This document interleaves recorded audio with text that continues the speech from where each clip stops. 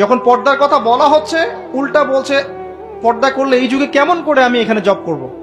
Job করতে কে বলেছে আপনাকে? এখানে আপনি পর্দা করবেন, পর্দা করলে আমি কিভাবে ছেলেদের মধ্যে জব করবো এই প্রশ্ন করছেন কেন আপনি? আল্লাহ বলেছেন পর্দা করতে, সে উত্তর দিচ্ছে যে হ্যাঁ পর্দা আল্লাহ করতে বলেছেন, কিন্তু পর্দা করলে পরে আমি কিভাবে ছেলেদের মধ্যে কাজ করব। তাহলে কাজ করতে কে বলেছে আপনাকে ছেলেদের মধ্যে? আল্লাহ বলছে আপনাকে পর্দা করতে, পর্দা করেন। সিম্পল। হ্যাঁ, যদি আপনি মেয়েদের ক্ষেত্রে কাজ করতে পারেন, এখানে সব মেয়েরাই, এখানে ছেলেদের ইনভলভমেন্ট নাই, মোস্ট ওয়েলকাম। আল্লাহ আপনাকে বাধা দেন নাই, রাসূল বাধা দেন নাই। সুখ হচ্ছে আলহামদুলিল্লাহর ভিতরে। সুখ আছে কিসের ভিতরে? যে কোনো পরিস্থিতিতে আমরা থাকি না কেন, বিপদে আপদে, সকালে বিকালে, শীতকালে গ্রীষ্মকালে আমরা কি পড়ব? আলহামদুলিল্লাহ পড়ব। এর কারণ চাহিদার কোনো শেষ নাই। যার আছে যত বেশি সে চায় তত বেশি।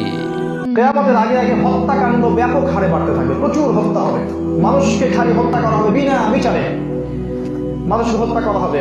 পিতা মাতার সাথে দাস দাসীর মতো আচরণ করা হচ্ছে, ভাই ভাইকে হত্যা করছে, বোনের সাথে ভাইয়ের দ্বন্দ্ব, বাবার সাথে ছেলের দ্বন্দ্ব, ছেলে মাকে হত্যা করছে, ছেলে বাবাকে হত্যা করছে, ভাই ভাইকে হত্যা করছে, প্রতিবেশীকে হত্যা করছে, পরিবারের কাঠামো ভেঙে যাচ্ছে, সমাজের কাঠামো ভেঙে যাচ্ছে।